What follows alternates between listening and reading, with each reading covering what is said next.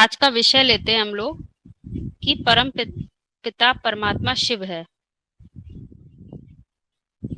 तो शिव का अर्थ बताया गया है कि वो तो अखूट सत्य का भंडार है।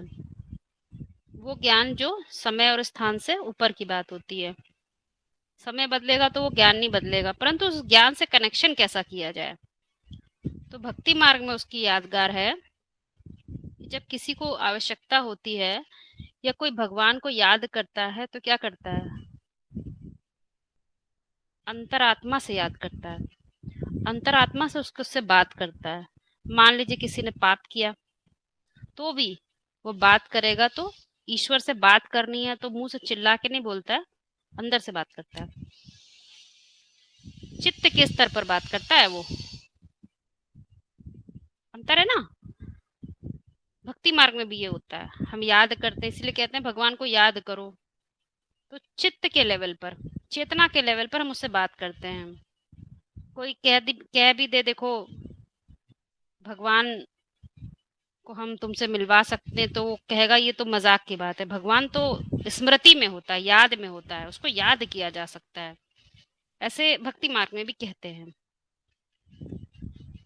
तो अब हम आध्यात्म में जो भी बात समझ रहे हैं वो चित्त के लेवल पे समझ रहे हैं, कॉन्शियसनेस के लेवल पर समझ रहे हैं। हमें जितनी कॉन्शियसनेस है हम वही हैं, ये बात हम लोग का ध्यान रखना है। हम वही हैं, वही सत्य है, उसी की सत्ता में हमारा एग्जिस्टेंस है।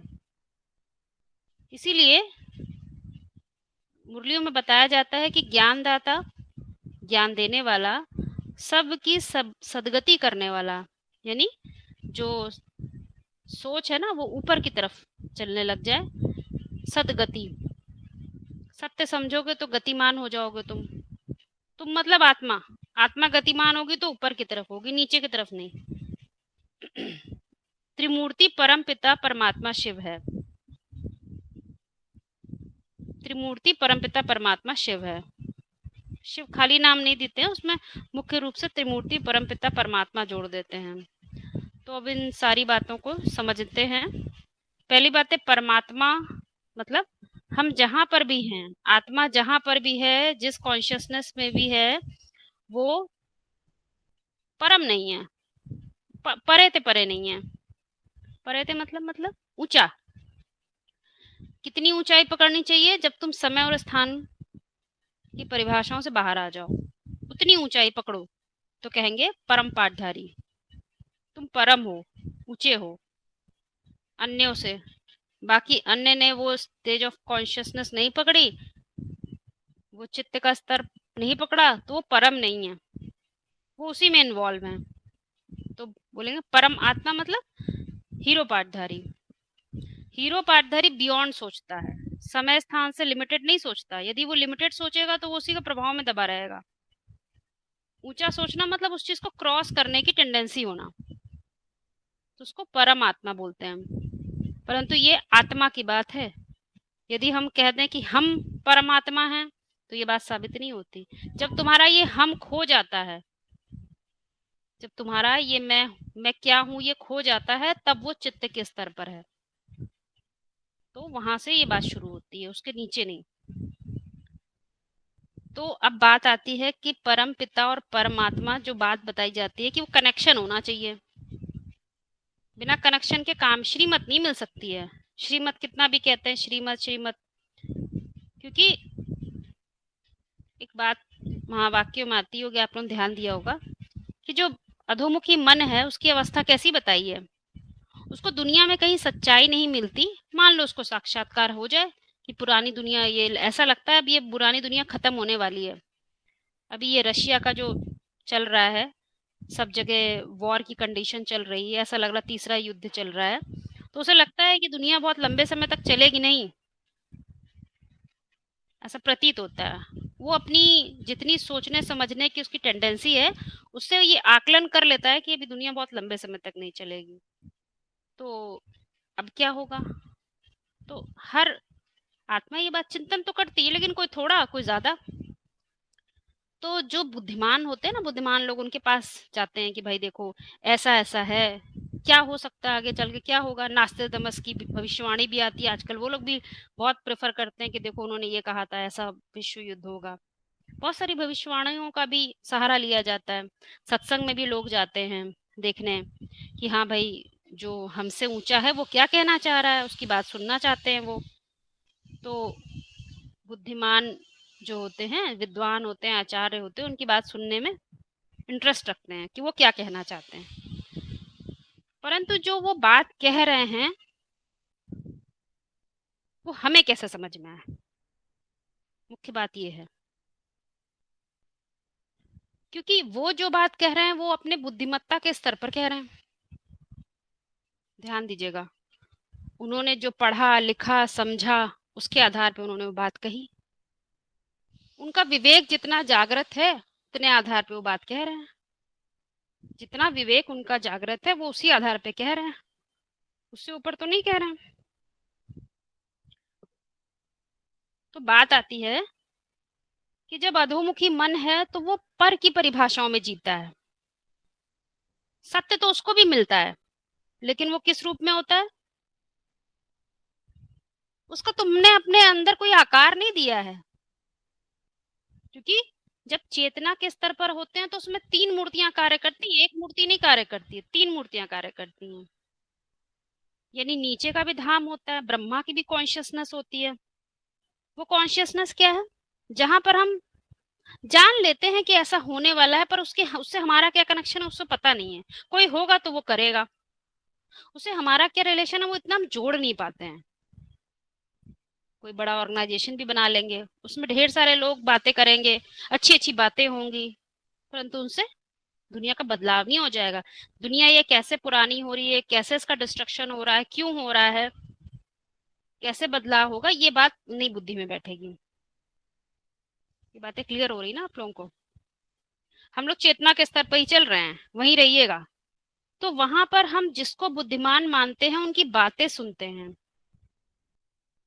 उनसे सत्य संग करते हैं, उनकी बोली हुई बातें का संग करते हैं। लेकिन बात क्या होती है पता है, सत्य तो उसमें छुपा हुआ है, शब्दों में सत्य छिपा होता है, परंतु हम शब्दों को पकड़ लेते हैं क्योंकि इतनी कॉन्शियसनेस नहीं होती है, अपनी इतनी कॉन्शियसनेस नहीं होती है, पर की परिभाषाओं में तो डूबे रहते हैं, तो सत्य पकड़ नहीं पाते। शिव शब्द जो होते हैं, शब्दों में गुह्यार्थ है, तुम जितनी गुह्यता में जाओगे उतने ही वो अर्थ निकाल लोगे। तो ये दूसरे पर निर्भर नहीं करता, वो तुम्हारी बुद्धि पर, बुद्धिमत्ता पर निर्भर करता है, स्टेट ऑफ माइंड पर निर्भर करता है। तो ऐसा होता क्या है, गलती क्या हो जाती है, जैसे मान लीजिए हमने आपको बताया कि देखो वो चांद है, उसको देखो उसकी रोशनी है, हमने उंगली उधर की तरफ करी, परंतु देखने वाले ने उंगली पकड़ ली परंतु चांद को नहीं पकड़ पाया, क्योंकि उंगली तो तुम्हें इशारा बता रही थी, शब्द तो तुम्हें इशारा दे रहे थे, शब्द में इशारे छुपे हैं। वो इशारे पकड़ने की टेंडेंसी कहाँ डेवलप होगी, जब हम ये ब्रह्मापुरी से थोड़ा सा ऊंचा उठते हैं। अब हम सबकी बात तो सुनते हैं, विद्वान है उनमें भी कोई विदुषिता है, सत्य है उसमें भी कुछ सत्यता है, वेद शास्त्र सब में सत्यता है, परंतु उनका सार नहीं समझ में आता है। सार तब समझ में आता है जब तुम्हारा अपने चित्त का कनेक्शन, अपने चित्त के स्तर पे तुम उतर के आ जाओ, इससे बाहर मत निकलो, तुम अपने आप को रियलाइज कर लो मैं आत्मा हूं। उसके बाद शुरू होता है दूसरी मूर्ति का काम, जिसका जिसको हम क्या बोलते हैं, शंकर बोल देते हैं। तो शंकर पे क्या होता है, बहुत चीजें बदल जाती हैं। वहां शब्द होते हैं लेकिन वो शब्द आकार लेने लग जाते हैं, इसीलिए शंकर को आकारी स्टेज भी कहते हैं। शब्द समझ रहे ना, कोई भी बात है वो आपकी बुद्धि में आकार ले, हमारी बुद्धि में वो बात आकार ही ना ले, हमसे उसका कोई कनेक्शन ही ना हो, तो क्या वो सत्य हमारे लिए सत्य हुआ। दुनिया में बहुत कुछ कहते रहे, हमारे लिए जो चीज हमने स्वीकार नहीं की तो क्या वो सत्य हुई। हमारे लिए वही सत्य है जो हमने स्वीकारा है, तो वो आकार लेने लगता है। लेकिन एक खास बात है कि जब कोई सत्य आकार लेता है तो उसकी भी एक विधि है, एक प्रक्रिया से गुजरते हैं, एक बार में बात नहीं समझ में आती। तो उसमें फिर चिंतन करते हैं कि श्रेष्ठ क्या है। ये तो बहुत सारी बातें आ रही हैं, लेकिन इसमें से श्रेष्ठ क्या, सार रूप बात क्या है। तो फिर समझ में आता है ये सब कुछ चेतना के स्तर पे ही समझ में आएगा। तो फिर तब फिर अपने आप को इन परिभाषाओं से, दैहिक परिभाषाओं पूरा डिटैच करने का प्रयास करते हैं। अप्रभावित, किसी तरह से प्रभाव में ना लिया है हमारी बुद्धि को, ऐसी स्थिति का अभ्यास करना शुरू करते हैं। आत्मा समझने का अभ्यास शुरू हो जाता है, निरंतर। थोड़े समय के लिए हो, थोड़े समय के लिए नहीं, वो नहीं चलता है। वो फिर निरंतर, मतलब हमारी निरंतर मतलब हमारी सोच में अंतर ना पड़े। हम जिस चीज को जो देख रहे हैं उसमें हम वो चीज को वैसा ही देखें जैसा वो यथार्थ है। मान लीजिए हमने अपनी प्रॉपर्टी देखी, बड़ी लंबी चौड़ी प्रॉपर्टी है हमारी, लेकिन हमें वो दिखाई दे कि विनाशी है ये, कल मरूंगा आज मरूंगा ये खत्म हो जाएगी, ये इतना क्लियरिटी से दिखाई दे, निरंतरता रहे कि शरीर मेरा है, शरीर का मैं नहीं हूं, मेरा शरीर है, आज है कल नहीं होगा, इतनी निरंतरता बनी रहे। हम बहुत बड़ी सैलरी मिल रही है हमको, वो किसकी मिल रही है, वो हमारी बुद्धिमत्ता के कारण मिल रही है, परंतु ये बुद्धिमत्ता थोड़े दिन में तो अब काम नहीं करेगी। बात समझिएगा, तुम कितने भी बुद्धिमान हो, वो बुद्धिमत्ता एक टाइम के बाद खत्म हो जाती है। इस बात पे आगे डिस्कस करेंगे, पहले इस बात पॉइंट को क्लियर कर लेते हैं। तो ये बात निरंतर मतलब हर बात हमें विनाशी और अविनाशी में डिफरेंस दिखाई देने लगे, सत्य असत्य में डिफरेंस दिखाई देने लग जाए बहुत अच्छी तरह से। जितना जितना अच्छी तरह से दिखाई देता है तो हम बिल्कुल ही पूरे तरह से चित्त के स्तर पे उतर जाते हैं। चलते फिरते सब कुछ हमें पूरी दुनिया सार रूप में दिखाई देती है। फिर क्या होता है, फिर एक बात बोली जाती है, शास्त्रों में भी बोली जाती है और महावाक्य में भी ये बात बोली गई है, क्या कि दो पंछी हैं, वो एक ही डाल पे बैठते हैं। तो हमारा जीवन, हमारा मतलब मेरे होने का कारण जहां से शुरू होता है वो मेरे अकेले से कुछ नहीं है, मेरे अकेले से कुछ नहीं, क्योंकि शरीर जो मिलता है वो अलग, वो इस रंगमंच पे मिलता है। ध्यान दीजिएगा, शरीर हमें इस रंगमंच पे मिलता है, लेकिन वो शरीर कैसा मिलेगा, कैसी परिस्थितियां होंगी, वो मेरी आत्मा के कारण से मिलता है। दो अलग अलग बातें। आत्माओं का जो बीज होता है, जो कारण होता है, उसको परमपिता बताया, और नीचे वाले जो जैसा मनुष्य मिलेगा, जैसी मनन चिंतनशीलता मिलेगी, वो अलग बात है। मनुष्य मतलब हमारी मनन चिंतनशीलता किस प्रकार की होगी उसको कहेंगे मनुष्य। तुम जैसे मनुष्य होगे वैसी ही मनुष्यता तुम्हारे अंदर कार्य कर रही होगी, वैसी ही मनुष्यता वाले प्राणी को तुम प्रकट कर लोगे। हीरो में जैसा हीरोइज्म होता है, हीरो में जैसा श्रेष्ठ पार्ट होता है, वैसी तो आसपास पार्टधारी आते हैं, उसमें जिस प्रकार की श्रेष्ठता होगी, समझिएगा इस बात को, वैसी श्रेष्ठता वाले वैसे ही गुण धर्म वाले आसपास के पाठधारी होते हैं। तो वो उससे जुड़ने की कोशिश करता है, वो समझ जाता है मैं देह नहीं हूं, मुझे सत्य जानना है, तो असत्य अपने आप से हटाता जाता है चित्त के स्तर पर। मेरा चित्त प्रभावित ना हो, असत्य हटता है तो जैसे वो सत्य से जुड़ने के लिए अग्रसर हो जाता है। एक पंछी दूसरे पंछी से बात करने की एक सामंजस्य तैयार होने लग जाता है, हो सकता है वो दोनों बात करने लग जाएं। वो कब बनेगा, वो प्रोबेबिलिटी कब होगी, वो संभावना कब होगी, जब नीचे वाला खुद के जो उसका मन है ना, उसका मौन होने लग जाए। अब वो ना बात करे, जब वो बात नहीं करेगा तब वो वाला बात करेगा। जब ये जगत काम नहीं करेगा तो तुम जग जाओगे, तुम जगोगे तो तुम उससे बात कर सकोगे। अभी तुम जगत में ही है ना, जब तक जगत में है तो ये जगत में जगे हुए हैं, वो जगत ना काम करे बुद्धि में तो वो जग जाओगे, तुम जगे तो वो तुमसे बात करने लगेगा। पिता परमात्मा टॉपिक है। और बताएं। और जैसे बाबा ने बोला है कि आत्मा तो परमात्मा एक का ही गायन है, तो अनेकों को तो आत्मा तो परमात्मा नहीं कर सकते, तो ये बात का जरा स्पष्टीकरण कीजिए। पहली बात है, आत्मा का मतलब क्या होता है ये बताइए। आत्मा का मतलब मन बुद्धि की शक्ति। आत्मा का मतलब मन बुद्धि की शक्ति। मन बुद्धि, क्या किसी का मन सदा ही एक ही जैसा रहता है? यदि एक जैसा रहे तो एक मन, मन बुद्धि। और अनेक जैसा रहे, मन बदलता रहे, तो एक ही आत्मा बोलेंगे, अनेक अनेक आत्माएं बोलेंगे? अनेक होगा। जब तुम्हारा एक ही मन हो, एक ही बुद्धि हो, 10 व्यक्तित्व ना काम कर रहे हो, 10 व्यक्तित्व मतलब 10 रावण, एक ही व्यक्तित्व काम करे, मन वही काम करे जो बुद्धि कह रही है, एक ही, वो एक व्यक्तित्व राम होता है, तो उसी से कनेक्शन होता है उसका। आत्मा का जो डेफिनेशन है उसको क्लैरिटी से समझने का प्रयास करें।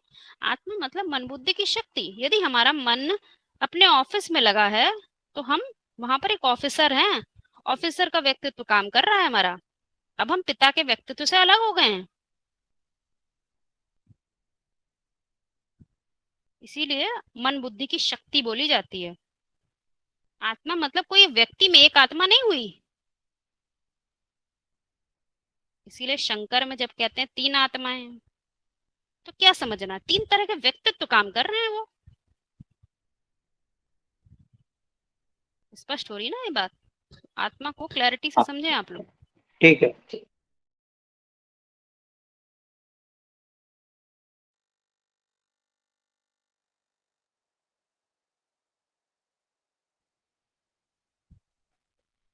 हम्म।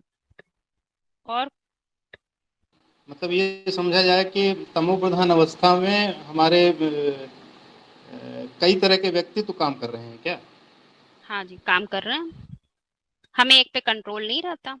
कभी कामना हावी है, कभी क्रोध है, कभी लोभ है, कभी मोह है, कभी अहंकार।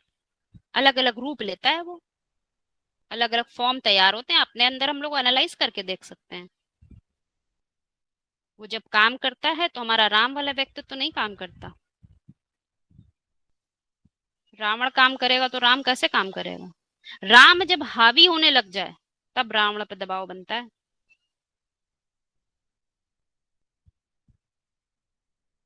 तमो प्रधान क्यों बोला है? तमो प्रधान अवस्था में ऐसा होता है क्योंकि बुद्धि में सत्य भी क्लैरिटी से नहीं बैठा है, अंधकार है ना। तम मतलब क्या?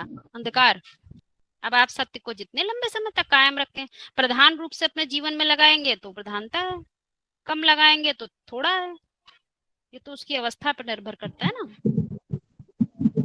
दूसरों को दूसरों को रमण कराना माना जो भी संकल्प आए वो उसकी समझ, जो भी हमारे अंदर सोच चले उसकी समझ बन जाए, नहीं ना, दूसरों को रमण कराना। हाँ, सच्चाई को जो हमने समझा है वो भी सही डायरेक्शन में जा रहा हो, और ये किसी को बता रहे हो तो वो भी सही डायरेक्शन में उसकी बुद्धि जाए। ये खास बात है। दुर्गति नहीं होनी चाहिए, सदगति ही होनी चाहिए। ऊपर उठे नीचे ना जाए।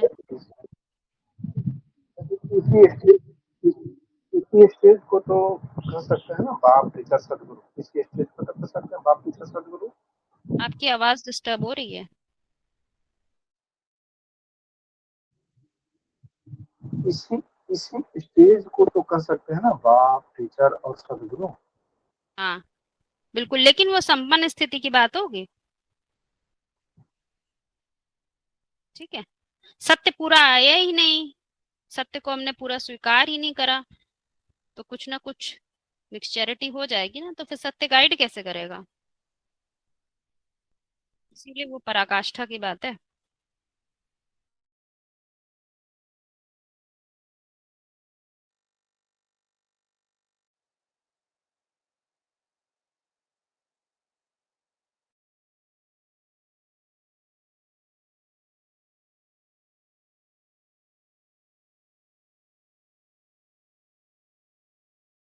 तुम परम पिता वाला पहले पूरा कर दो, क्योंकि फिर वो हाँ, सब पहले इतना भूल जितना जाएंगे। समझाया उतना तो समझें, फिर हम आगे बढ़ेंगे।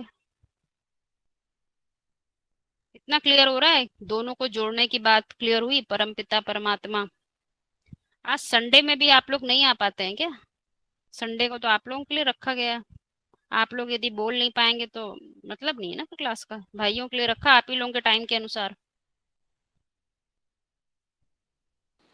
संडे तो ठीक है, संडे ही रहते हैं।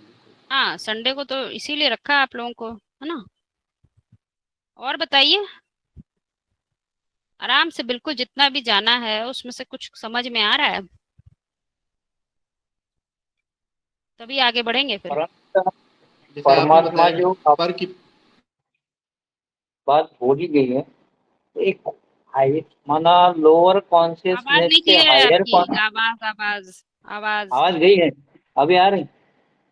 हाँ हेलो, बोलिए। लोअर कॉन्शियसनेस से हायर कॉन्शियस से पहुंचना है, यही तो परमपिता परमात्मा की बात जोड़ी गई है ना। हाँ, केवल ऐसे नहीं कह सकते हैं, उससे बहुत सारी चीजें हैं ना। केवल लोअर कॉन्शियस ने ऊपर पहुंचना, यही तो सारी मुख्य बात है। उतनी इच्छा भी तो चाहिए। हिमालय पे चढ़ने के लिए क्या चाहिए? इच्छा चाहिए, कारण चाहिए, क्यों तुम चढ़ना चाहते हो, क्यों तुम्हें ऊंचे कॉन्शियसनेस में जाना है, क्या नीचे वाले से काम नहीं चल रहा है? तो देखिए, केवल शब्द में बांधे ना, है ना, उसको हर प्रकार से समझें। कॉन्शियसनेस में जाना बहुत बड़ी चीज है। लेकिन परम पिता जब हम कहते हैं तो परम पिता शिव को कहते हैं, ये ध्यान रखिएगा। जैसे एक शब्द होता है ब्रह्म और एक होता है ब्रह्मा। तो ब्रह्म के बच्चे को क्या कहते हैं? ब्रह्मा। और ब्रह्मा त्रिमूर्ति में एक होता है, एक मूर्ति है। तो ब्रह्म का मतलब होता है जिसमें बढ़ने की संभावना है, जो बढ़ सकता है। जैसे सत्य है ना, मूल रूप में सत्य सत्य होता है, लेकिन जब उसकी सत्ता कायम हो जाती है तो सत्ता में वो सत्य छुपा होता है। ध्यान दीजिएगा, सत्ता में वो सत्य छुपा होता है। तो ऐसे ही सत्य जो है तीन मूर्तियों के द्वारा प्रत्यक्ष होता है। तो वो तीन मूर्तियां क्या है? ब्रह्मा। ब्रह्मा मतलब होता है एक, तीनों ही मूर्तियां हैं। एक एग्जाम्पल देते हैं आप लोग को। जैसे कोई व्यक्ति है, वो अपने, उसको बस इतना मतलब है कि मुझे खाने को मिले और सोने को मिले, और मेरे जो जितने मेरे काम है उतने, मतलब वो अपने सस्टेनेंस, जितना उसका खाने पीने से और आराम से मतलब है, बस वो सोचता उतना बना रहे, उससे ज्यादा उसको मतलब नहीं होता दुनिया से। बात समझिएगा। तो जैसे कि वो अपने सस्टेनेंस में लगा हुआ है, अपने को पालने में लगा हुआ है। जानवर क्या करते हैं? अपने पलने से मतलब है, चीजें नहीं होंगे, मर जाएंगे बस, लेकिन उनको केवल अपने पलने से मतलब, उनको विश्व कल्याण से कोई मतलब नहीं होता है कि ऐसा कोई काम करें जो विश्व को बदल दें। जो मनु की औलाद मनुष्य हो, उनमें ये मनन चिंतनशीलता होती है। विपरीत सोच सकते हैं, दुनिया आज जिस भाव में है उसके विपरीत सोचने की मादा रखते हैं। वो तीनों मूर्तियां काम करेंगी, उनके चित्त पर तीनों ही मूर्तियां काम करेंगी। वो स्थापना, पालना, विनाश तीनों की ही जिम्मेदारी का पार्ट निभा सकती हैं चित्त के स्तर पर। नक्शा बनाती हैं, नक्शा को फॉर्मुलेट भी करती है, और नक्शा जब बिगड़ जाता है, नक्शे में बहुत सारी कमियां आ जाती, तो पूरा मिटा के भी रख सकती हैं वो लोग। ठीक है। अब पहली मूर्ति ब्रह्म से कनेक्शन देगा, ध्यान दीजिएगा। ब्रह्मा का अर्थ होता है बड़ी से बड़ी माँ। सत्य को जितना विस्तार रूप में कोई ले जा सकता है, जितना विस्तार, जितने बच्चे पैदा करने कर सकते हैं, अब उसके बाद कोई पैदाइश नहीं होगी, वो है ब्रह्मा। ब्रह्म से, ब्रह्म की औलाद ब्रह्मा। अब जब इसका एक छोटा सा एग्जाम्पल दे देते हैं, आप लोग को बात क्लियर हो जाएगी। मुरलियों में बोला जाता है कि जो ब्रह्मा है ना, पहली मूर्ति, वो ब्रह्मा बोलेगा तो बोलते हैं वो माँ का पार्ट है। तो माँ का पार्ट है, हम अपने अलग से किसी व्यक्ति को अपने माँ का पार्ट बजाते हुए देखेंगे तो बात समझ में भी नहीं आएगी। माँ का पार्ट मतलब क्या है? सत्य तुम्हारी बुद्धि में आया, परंतु उसको तुमने विस्तार रूप में देखा। किसी ने तुमको बताया पुरानी दुनिया खत्म हो जाएगी, ये बिल्डिंगे है ना, ऐसे ढेर की ढेर बिल्डिंगे ताश की पत्तों की तरह ढह जाएंगी। तो अब देखिए, उस बात को हमने कैसे बुद्धि से लिया। हम बच्चा बुद्धि हैं यदि, बहुत बच्चा बुद्धि है, तो हम विस्तार में चीजों को देखते हैं। तो मेरे लिए दुनिया क्या है? मान लीजिए मेरे लिए दुनिया यही है जो दुनिया हमको दिख रही, जितनी मेरी नजर जाती है, जो बुद्धि रूपी नजर है ना, वो जितनी जहां जहां तक पहुंच सकती है। कोई आईटी सेक्टर में होगा तो उसके लिए आईटी सेक्टर ही दुनिया है, उससे ऊंचा नहीं सोच पाएगा। तो एक दुनिया होती है सबके लिए, वो जितना दुनिया को देखता है वो उसके लिए वही दुनिया है। तो अब उसकी कॉन्शियसनेस में क्या है कि दुनिया खत्म हो जाए पर मेरे परिवार वाले बच जाएं, ऐसा सोचेगा वो। मुरली में कहा जाए तुम्हारे परिवार वाले सब ज्ञान में आ जाएंगे, तो उसको क्या लगेगा? सब खत्म हो जाए, मैं ज्ञान में चलूंगा, मेरे परिवार। वो मेरे परिवार की डेफिनेशन भी कहाँ लगाया? देह के आधार पर। तो जो दुनिया में फैलाव है ना, देह की परिभाषाओं का फैलाव है, और कोई फैलाव ही नहीं है, देह की परिभाषाओं का फैलाव है। तुम देह समझते हो तो देह को फैलाव को देख पाते हो। तो मतलब ब्रह्मा की मूर्ति तक काम कर रहे हैं।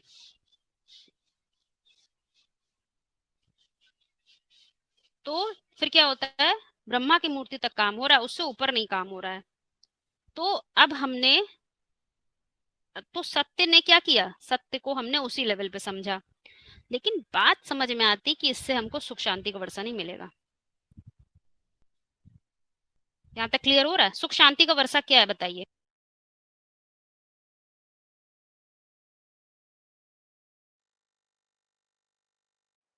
सुख शांति का वर्षा क्या है? विपरीत संकल्प न चले। और क्या।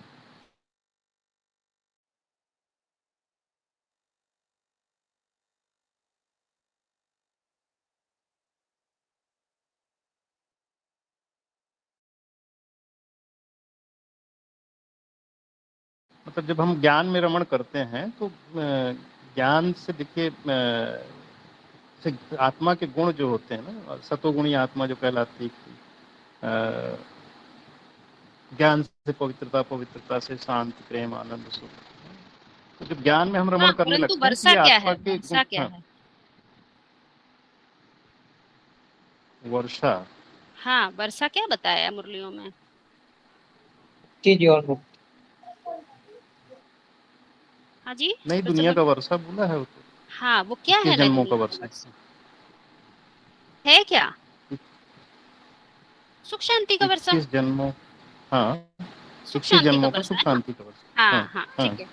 तो देखिए, अब जब ब्रह्मापुरी में है तो उस स्टेट ऑफ माइंड में क्या बात समझ में आती है? उसने समझा सुख शांति का वर्षा, तो उसके लिए सुख और शांति की डेफिनेशन क्या है? उसके लिए उतनी ही है, मेरा परिवार सुख और शांति में रहे। मेरा परिवार मतलब मेरी जहां तक नजर जाती है, मेरी बुद्धि जहां तक पहुंच पाती है। कोई जड़ भारत, कोई भारत समझता है तो उसकी बुद्धि भी जड़ भारत तक जाएगी। सब दुनिया के खंड खत्म हो जाएंगे, मेरा भारत बचा रहेगा, क्योंकि उसका कनेक्शन, मैं यहाँ पैदा हुआ हूँ। तो बहुत लिमिटेड डेफिनेशन हो जाती हैं। तो मुख्य है सुख शांति का वर्षा। तो जब पुरुषार्थी की बुद्धि में ये आता है, क्या माँ से वर्षा मिलता है? नहीं मिलता है। तो समझ में आता है कॉन्शियसनेस में सुख शांति नहीं होगी, इटर्नल सुख शांति नहीं होगी। वो सुख शांति हमेशा ही बनी रहे तो नहीं हो सकती। क्यों? तो उसको रियलाइज होता है, हम अपने परिवार में, हम अपने घर में बैठे हैं, एसी रूम में बैठे हैं, हमें गर्मी नहीं लग रही है। लेकिन अगर बगल में कोई झगड़ा हो रहा है, मनुष्य दुखी हैं, तो उनके दुख से सनातन धर्म वाले दुखी जरूर होते हैं, क्योंकि उन्हें सब आपस में कैसे दिखाई देते हैं? अपना ही परिवार दिखाई देता है। ये कॉन्शियसनेस की बात है, जिनको अपनी हाँ, वसुधा को इंटरनल एक मतलब जुड़े होते इनकम, हैं वो। इटरनल मतलब जो हमेशा रहे, शाश्वत, मतलब वो हाँ, कहीं ना कहीं शाश्वत। वो संकल्पों में हाँ जुड़े होते हैं मतलब। हाँ, कहीं ना कहीं जुड़े होते हैं, वो छोड़ नहीं सकते उनको। उनको कहीं ना कहीं उनके अंदर प्रेम होता है, उनको ये नहीं लगेगा कि हम बहुत सुख में बैठे हैं, वो मर रहे हो तो मरने थे, उनके बारे में ये बात नहीं आएगी। तो जब उनको ये रियलाइज होता है तो उनको मालूम चलता है ये सुख और शांति तो ऐसी होनी चाहिए, शंकरोती, शांति कर डालो उस दुनिया में, भले मरती हो दुनिया तो मर जाए, शंकरोती हो जाए। शांति नहीं होगी तो ना मेरे को दिल को चैन मिलेगा, ना इनको मिलेगा। वो सुख और शांति की तलाश जब वो चाहता है तो उस पुरी से वो छोड़कर शंकरपुरी में प्रवेश करता है। तब वो सत्य आकार लेना शुरू होता है, धीरे धीरे मन बुद्धि में आकार लेता है, सत्य है क्या। तब वो कनेक्शन होता है, तब वो दो पंछी आपस में बात करना शुरू करते हैं। देखो मेरे लिए तो दुनिया समाप्त हो गई, अब तुम ही सब कुछ हो मेरा। मेरा तो एक शिव बाबा है, दूसरा कोई नहीं है। तब उसके हाथ से वो हाथ जोड़ता है।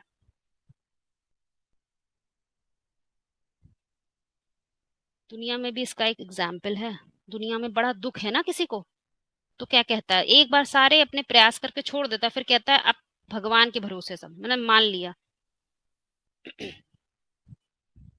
तो यहाँ पर भी ऐसा ही है। जब तुमने कर्ता भाव छोड़ दिया, मेरे करने से कुछ नहीं होगा, करेगा तो ऊपर वाले, बस मुझे उसको क्या करना है, विशेष रूप से उसके राज को मान देना है। जब वो विराजमान ही नहीं होगा तो काम कैसे करेगा। विशेष रूप से राज को मान देना है, मुझे उससे योग रखना है, बस ये ध्यान रखिएगा। तब वो दोनों पंछी आपस में बात करना शुरू करते हैं। एक भोक्ता है, एक अभोक्ता है। वो कुछ नहीं करता, करना तुम्हें ही है, लेकिन पहला दोबारा रिपीट, करना कहाँ होता है। हाँ जी बोले। दोबारा रिपीट करना इसको, दो पंछी वाला आपस दो में। पंछी एक ही डाल पे बैठे हैं। दो सुपर्णा सुखाया, ये मंत्र आता है, ठीक है, आप लोग को मैं सर्च करके भेज भी दूंगी।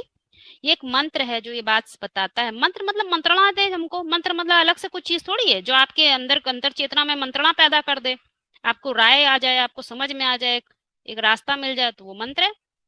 तो वो बताता है एक ही डाल पे दो पंछी बैठे हैं, एक अभोक्ता है एक भोक्ता है। लेकिन भोक्ता जब तक अपने आप को भोक्ता समझता है, जब तक कर्ता समझता है, तो वो करने वाला होता है, तो ऊपर वाला नहीं बात करता उससे, क्योंकि वो टेम्परेरी रथ में होता है, वो अपने उसी भाव में जिंदा रहता है। मैं ये कर लूंगा, मैं वो कर लूंगा, मैं खड़ा हो जाऊंगा ऊंचाई पे तो भाषण दूंगा, दुनिया मान लेगी बात। उसी कॉन्शियसनेस में क्या रहता है, ऊंचा स्टेज पे पहुंचना मतलब मैं बहुत ऊंचाई पे बैठ जाऊं, बहुत ढेर सारे लोग मेरे कंट्रोल में आ जाएं।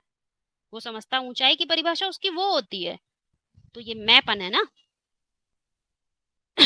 लेकिन ये काम नहीं करता। तो जब वो काम करना बंद करता है, इस जगत में वो जगना छोड़ देता है, इस दुनिया से सो गया वो। गीता में भी श्लोक आता है, इस दुनिया से जब जब इस दुनिया वाले लोग जगते हैं ना, तो वो सो जाता है। मतलब हम उधर जगे हुए हैं तो इधर नहीं कॉन्शियसनेस काम करेगी, जब वो सो जाते हैं तो इधर जग जाता है, योगी इधर जग जाता है।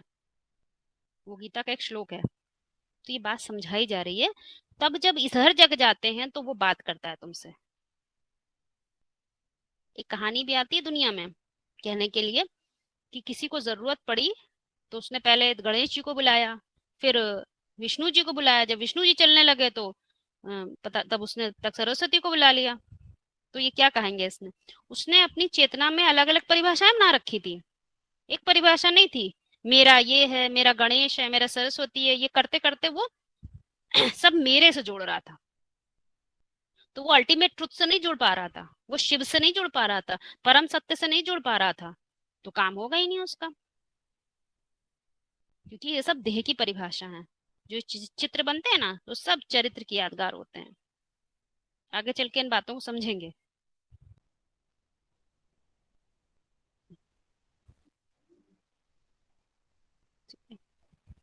द्वैत अद्वैत की बात महावाक्यों में की गई है, बस हम समझ नहीं पाते। ठीक है, जैसे आपने भी एग्जाम्पल दिया आकाश का, तो आकाश का तो अर्थ भी बता दिया ना। ये बात सत्यार्थ प्रकाश में ये बात बताई गई है कि आकाश का अर्थ क्या है। काश मतलब स्मृति। जैसे जैसे तुम्हें स्मृति आती है, तुम अपने इस जड़ से चैतन्यता की तरफ बढ़ते हो, तो क्या होता है, तुम अनेक से एक होते जाते हो। रावण से राम होता जाता है, रावण फिर काम नहीं करता, राम काम करता है। चेतना के स्तर पे बता रहे हैं। तो इसीलिए जब आकाश का एग्जाम्पल दिया जा रहा है, तो ये जड़ आकाश की बात नहीं है। वो तो समझने वालों ने जितना समझा उतना बता दिया गया, लेकिन मूल में आकाश का अर्थ होता है। जब हम आत्मा है, आध्यात्म में समझ रहे हैं इस बात को, तो क्या है कि हमें वो चीज देखनी है, उस चीज को रियलाइज करना है, हर बात को। तो जब हम नीचे स्मृति के स्तर पे होते हैं, तो क्या होता है, हम लिमिटेड कॉन्शियसनेस में हैं, बंधे जाते हैं उसमें। हम समझते उतनी ही कॉन्शियसनेस, उतना ही काम होता है, मैं तू तेरा का ही काम होता है। किसी से कह दो भाई देखो अध्यात्म की पढ़ाई करो, ये बहुत अच्छी है, इससे तुम्हारा नरक से स्वर्ग में जाओगे। तो बोले किसने देखा है स्वर्ग? क्या तुमने ईश्वर को देखा है? देखा तो दिखाओ हमें। तो उसने क्या गलती की? उसने टाइम स्पेस से जो बाहर चीज है उसको टाइम स्पेस के अंदर देखने की कोशिश की। ये ध्यान रखिएगा, जो समय और स्थान से बाहर की चीज है उसने वो क्वेश्चन यहाँ पूछ लिया तुमसे, तो क्या कहोगे? उसे तो इतनी समझ नहीं है, वो बंधा हुआ है, वो उसको ईश्वर को देखना है, इससे ऊपर वो सोच नहीं सकता। एक बात हो गई। लेकिन जब हम यहाँ बात करते हैं तो यहाँ अध्यात्म दर्शन शक्ति डेवलप, तुम जो देखना चाहते हो, तो जो देखना चाहते हो यदि स्थूल नेत्र से देखोगे तो काम नहीं चलेगा।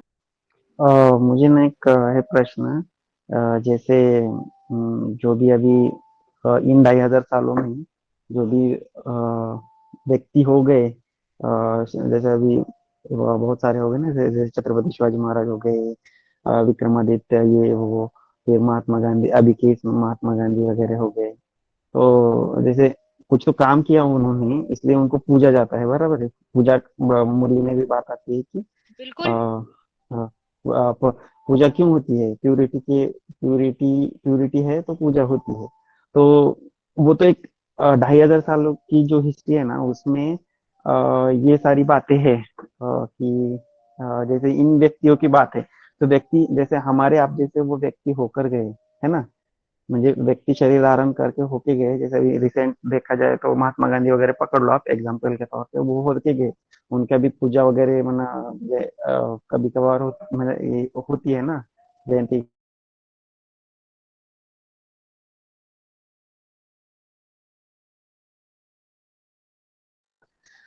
तो ये ऐसा कोई, उनका भी पूजा हम करते हैं, अभी तक होती है। तो ये इनका कुछ हिस्ट्री वगैरह तो है नहीं, जैसे पौराणिक तौर पे पुराणों में दिखाते हैं इनको सबको। तो क्या ऐसा कोई एक पर्टिकुलर एक व्यक्ति वैसे होके गई है, या फिर ऐसा व्यक्तित्व का पार्ट बजा है उन्होंने? ये मुझे थोड़ा सा ये नहीं होता है। आपका प्रश्न अच्छा है। देखिए, एक बात आपको बताते हैं हम्म। कि जब हम फॉर्मूले को पढ़ रहे होते हैं ना, तो फॉर्मूले को फॉर्मुलेट करना होता है। फॉर्मूला रट लिया, पढ़ लिया, कुछ फायदा नहीं है। जो उसको फॉर्मुलेट करता है वो उस पर चलता जरूर है। इसीलिए चित्र हमेशा ही चरित्र की यादगार है। दुनिया में और कहीं इतने चित्र नहीं बनते भगवान के, देवी देवताओं के भी नहीं माने जाते, क्योंकि भारत में ही। अब भारत में तो जड़ भारत की कोई बात नहीं आती, क्योंकि हम आध्यात्म में समझते हैं तो हम हर चीज को देख सकते हैं। बाहर का जड़ भारत तो बाद में एक्सपैंड हुआ है, पहले कहाँ होता है? नक्शा अंदर होता है। जब अंदर नक्शा होता है ना, तो धीमे धीमे क्या होता है, वो इस ड्रामे के अंदर बनता रहता है। जो हमारे अंदर नक्शा है ना, वही चीज बाहर बनेगा। यहाँ तक तो यकीन है। लेकिन होता क्या है, जो हिस्ट्री जिसको आज हम मिल रही, हमको हिस्ट्री 2500 साल की मिलती है, उससे पुरानी नहीं मिल पाती है। क्योंकि मुरलियों में कहा जाता है जो दुख के दिन होते हैं उनको गिना जाता है, उनको गिनने की आवश्यकता होती है। दुख के दिनों को, सुख के दिनों को कोई गिनता नहीं है, उनकी आवश्यकता नहीं होती है। तो ध्यान दीजिएगा। अब इसी बात को, जितनी भी बात हमने जानी, उसको अपने कॉन्शियसनेस लेवल पर ले आते हैं। पहली बात है, हम आत्मा है, देह नहीं है। तो क्या होता है, जितना हमने अपने सत्य को जाना है, जिस परसेंटेज में, जिस रूप में, हमारे लिए वो समय सतयुग है। कोई सत्य को खत्म नहीं कर सकता। जब वो सत्य समान रूप से कार्य करने लग जाता है तो वो सतो सामान्य अवस्था है हमारे लिए, कोई इसको खत्म नहीं कर सकता। द्वैतवाद शुरू हो गया, द्वापर शुरू हो गया, कोई और कारण नहीं हमारे अंदर द्वैतवाद शुरू करने के लिए। हमने शुरू किया, हमारी दुनिया भी वैसे ही शुरू हो जाती है।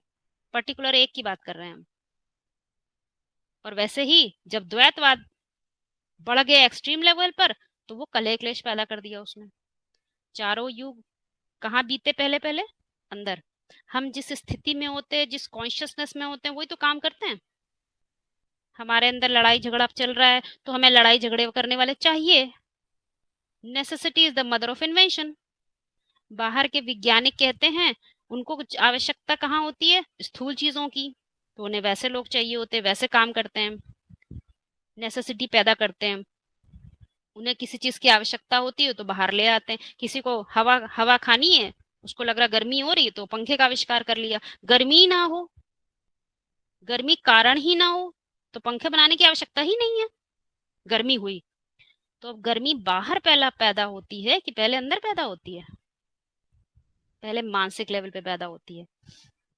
ध्यान दीजिएगा, जब दो द्वैतवाद शुरू होता है तो दो टकराहट शुरू होती है। जब टकराहट शुरू होती है तो गर्मी पैदा होती है।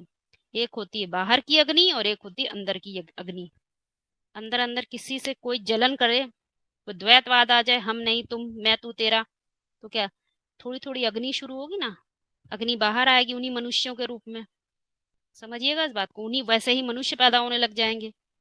वैसे ही मनन चिंतनशीलता वाले वाले आप आज किसी से कहो देखो भाई द्वेष मत रखा करो, कह रहे हो कैसी बात कर रहे हो भाई, आज पॉलिटिक्स में तो सब द्वेष ही द्वेष है, द्वेष नहीं रखेंगे तो कंपटीशन नहीं है, कंपटीशन नहीं है तो आगे नहीं बढ़ सकते। I am just giving example, एक एग्जांपल है।